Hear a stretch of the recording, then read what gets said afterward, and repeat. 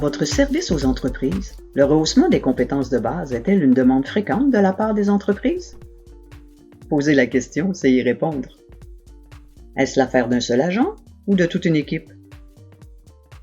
Nous vous proposons une série de vidéos pour vous expliquer comment introduire les compétences de base dans une offre de service. Bonjour, je suis votre coach. Je vais vous accompagner tout au long de la série de vidéos qui a été élaborée pour démystifier la formation de base en entreprise. Mon rôle est bien simple. Je vais attirer votre attention sur les points importants. Je vais faciliter les liens avec votre réalité. Et je vais alimenter votre réflexion sur les compétences de base en entreprise. Je vous souhaite un bon visionnement. Avant tout, examinons le processus général de l'expression de la demande d'une formation. La fonction même d'une entreprise est de se développer, d'être productive, d'être compétitive et rentable. Pour cela, l'entreprise doit s'adapter continuellement pour maintenir sa place dans le marché et bien entendu, cela a des impacts sur les travailleurs. Survolons le processus. Tout part des décisions et des orientations que l'entreprise se donne.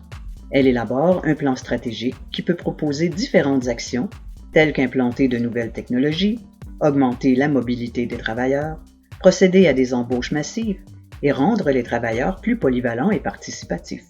Mais tout cela entraîne indubitablement des impacts sur les travailleurs.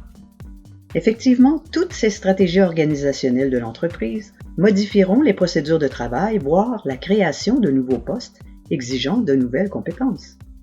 Cela déterminera des besoins de rehaussement de compétences. À partir de ces demandes de formation professionnelle, que ce soit pour un perfectionnement en usinage, en soudage ou bien un simple cours de lecture de plan, comment fait-on pour identifier les compétences de base qui sont nécessaires aux bons apprentissages en formation professionnelle ou encore à l'exécution efficace des tâches de travail? Voilà votre défi. Je vous aiderai à comprendre le processus d'introduction des compétences de base dans l'offre de service. Je répondrai à diverses questions comme « Pourquoi les compétences de base feraient-elles partie de la solution? » Quel serait l'argumentaire pour convaincre l'entreprise sur le rehaussement des compétences de base? Comment préparer le questionnement pour stimuler l'expression de la demande de la formation de base dans l'entreprise? Quelles seraient les retombées pour l'entreprise ainsi que pour les services aux entreprises? Alors, êtes-vous prêt?